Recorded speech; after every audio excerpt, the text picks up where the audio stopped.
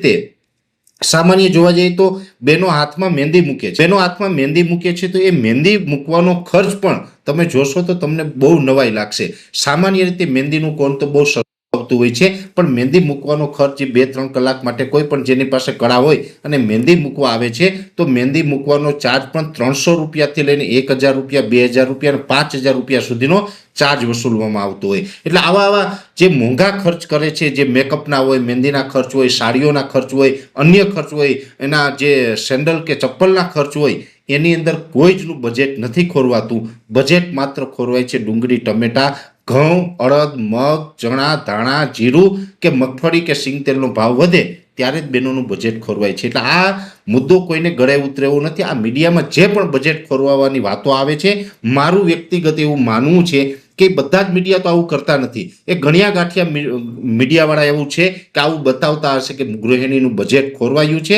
અને આ વસ્તુ મોંઘી થઈ છે। આ કરવા પાછળ કોઈને કોઈ વેપારીઓ છે આ ષડયંત્ર કરી રહ્યા છે। બહેનોને ખરેખર ખબર પણ નથી હોતી, એ ક્યારેય મોંઘવારી બાબતે અવાજ ઉઠાવતા પણ નથી। એને પણ ખબર છે, આજે તો સામાન્ય ઘરના બહેનો છે ને એને પણ ખબર છે કે ખેડૂતને પણ અન્ય વસ્તુની અંદર ભાવ વધે છે તો ખેડૂતની જણસના ભાવ પણ વધવા જોઈએ, એને બહેનોને વાંધો નથી। પણ અમુક વેપારી વર્ગ ચોક્કસનો એવો છે કે જે મીડિયા પાસે કાયદેસર આવા ન્યૂઝ બનાવવા માટે જે ચર્ચા પણ કરે છે, અને ઘણા બધા ન્યૂઝ મીડિયા એવા પણ છે કે અમુક વેપારી પાસેથી સાંઠગાંઠ કરીને અથવા તો થોડુંક સેટલમેન્ટ કરીને પણ આવા વિડીયો બનાવીને આવી સ્ટોરીઓ ચલાવે છે। અને આવા ઘણા બધા ડેટા છે એ છેલ્લા દિવસોની અંદર મારી સામે પણ આવ્યા છે। અને આ લગ્નની સિઝનની અંદર જે ગૃહિણીઓનું જે બજેટની વાત કરતા હોય તો લગ્નની સિઝનની અંદર મેં જોયું ને એ પ્રમાણે મને એવું લાગે છે કે ગૃહિણીઓનું બજેટ નહીં ખોરવાય। કદાચ ડુંગળી છે એ 300 રૂપિયાની કિલો થાય, ટમેટા છે એ 150 રૂપિયાના કિલો થાય, રીંગણાનો ભાવ કદાચ 200 રૂપિયા થાય તો પણ ગૃહિણીઓને પોસાય એવું છે, જે પ્રમાણે એના મોજશોખ અને જે પ્રમાણે એ ખર્ચથી જીવે છે। કેમ કે મહેંદી હોય, ચપ્પલ હોય અથવા તો મેકઅપનો જે સામાન છે એ જીવન જરૂરી નથી, ખોરાક છે એ જીવન જરૂરી છે। જ્યારે ગૃહિણીઓ છે એ જીવન જરૂરી ન હોય એવી વસ્તુમાં પણ હજારો રૂપિયા ખર્ચી શકતા હોય તો જીવન જરૂરી શાકભાજી માટે તો ચોક્કસથી ખરીદી શકે છે।